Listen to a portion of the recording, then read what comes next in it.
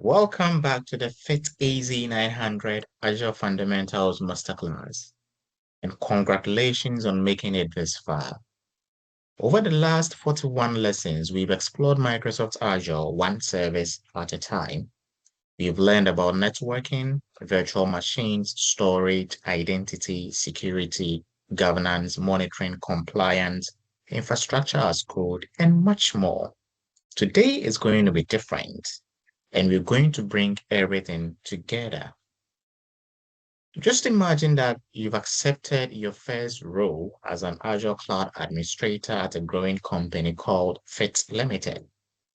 The company has decided to move its infrastructure to Microsoft Azure, and you've been asked to design, deploy, secure, and manage the new cloud environment. Everything we do today is based on real tasks that Azure administrators perform every day. Let's begin your first day on the job. Before we start clicking around Azure, let's understand our responsibilities. As the cloud administrator, I'm responsible for making sure that Azure environment is organized, secure, reliable, monitored, and ready to support the business as it grows. And rather than looking at Azure as individual services, today we are going to see how everything works together to support a real organization. I'm now logged into the Azure portal, and I will need you to think of this as the control center for everything we do in Microsoft Azure. And every Azure administrator spends a significant amount of time here because this is where we create resources, monitor services, configure security, and manage cloud infrastructure. And I want us to begin by understanding how our Azure environment is organized. So I'm going to go and search for management groups. It pops up. I click on it. And this is our management group. So every organization we know needs some form of structure. So if its company has offices in Accra, London, New York, Dubai, Australia, and Canada, then each office might have its own Azure subscription. So instead of managing each subscription individually, Azure allows organizations to group them together using management groups. So I've only got one subscription here. So if you've got another subscription for the other offices, you just put all of them in here. And management groups sit at the very top of the Azure hierarchy and make it easier to apply governance, security policies, and access control across multiple subscriptions. So for our environment, we have just this simple subscription, but the principle remains exactly the same. And I'll need you to think of the subscription as the company's cloud account, and it's responsible for billing, resource quotas, and access management. And every Azure resource belongs to a subscription.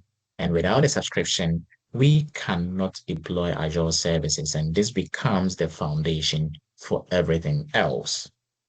So at least we've understood this part, and we're now trying to connect and link everything together. So what I'm going to do next is to go and look for resource groups.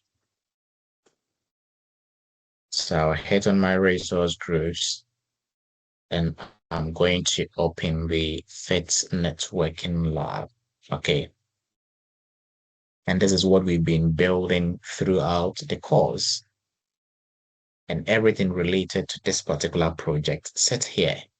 So instead of searching across hundreds or even thousands of Azure resources, resource groups allows us to keep related resources together. So imagine this as a project folder for a cloud infrastructure. Everything needed for this application is stored here. It's as simple as ABC. Okay, and when we check our resource group, we've got all these resources in there. And these are the actual Azure resources powering our environment. Our virtual machine, as we know, provides the computing power, the virtual network, allows secure communication, whereas network security group controls network traffic, more like the security officer. And the public IP address allows internet connectivity. The network interface connects the virtual machine to the network. Manage this stores the operating system and application work data. And recovery services vault protect our workloads by enabling backup and recovery. And earlier in the course, we created each of these individually. So today we can finally appreciate how they work together as one complete solution. Does that make sense now? And I want us to look at Azure policy. So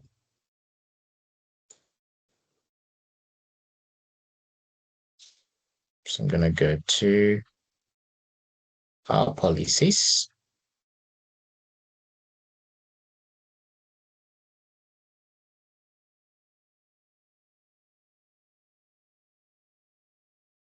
So there's our policy overview page. And our infrastructure is deployed. We need to ensure everyone follows company standards. So our Azure policy helps us do exactly that. So instead of relying on employees to remember every company rule, Azure policy automatically evaluates resources against predefined policies. And this improves governance, consistency, and compliance across the organization. And we took a bit of time. I explained this in my previous lesson. So this is just capstone project trying to bring everything together. Does that make sense? And I want us to also look at another concept we touched on, which is resource loss.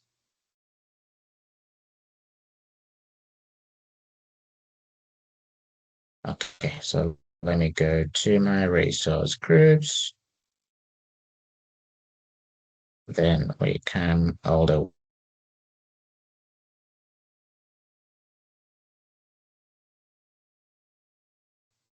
So I want you to imagine an administrator accidentally, deleting the production virtual machine, which is this, okay? And let me expand this a little bit. So this has a log type of word read only. So that single mistake could bring an entire business application offline.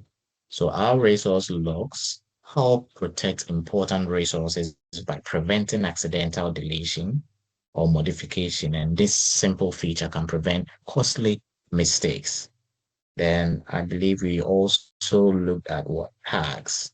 Okay. So as our organization grows, they may have thousands of Azure resources, and that is expected.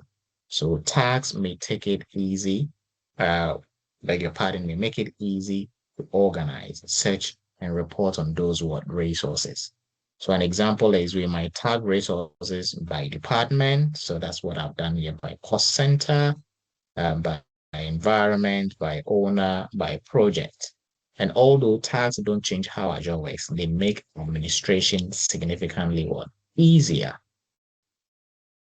Now, I want us to look at another option, which is the Azure Monitor.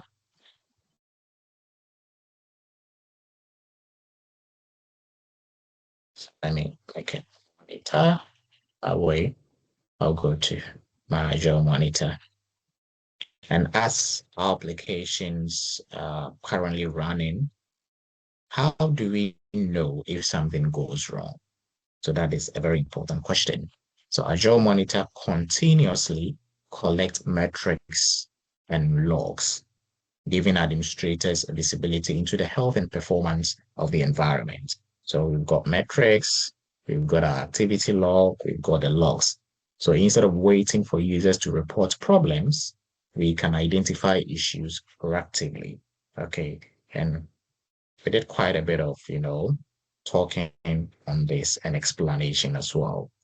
Let me go back to monitor again, and let's look at the service help. And we might have instances or situations where issues isn't caused by us.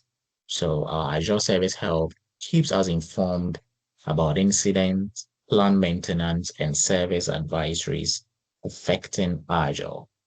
So this allows administrators to distinguish between issues in their own environment and broader platform events.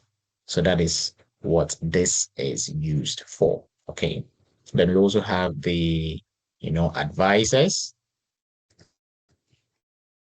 and advisors, as we know, even these experienced administrators benefit from what recommendations. So Azure Advisors analyzes our environment and suggest improvements related to reliability, security, performance, operational excellence, and what cost optimization. So I want you to think of your Azure Advisor as a knowledgeable consultant, continuously reviewing our environment and helping you improve it. And I believe we even talked about templates, the ARM template. So looking at all that we've created, and let's imagine for a second that the company opens another branch tomorrow. Would we manually rebuild this environment from scratch? Of course not. An ARM template allows us to define our infrastructure as code so it can be deployed consistently whenever needed. And automation, we say, saves time, reduces human errors, and ensures consistency across what environment. So if I'm to search for my resource groups, I'll locate Fit Networking Lab. Then we come all the way down. We have automation. So this is what we did in our previous lesson. We exported it as infrastructure as code. Then we deploy it quickly. But I want us to step back and look at everything we've accomplished.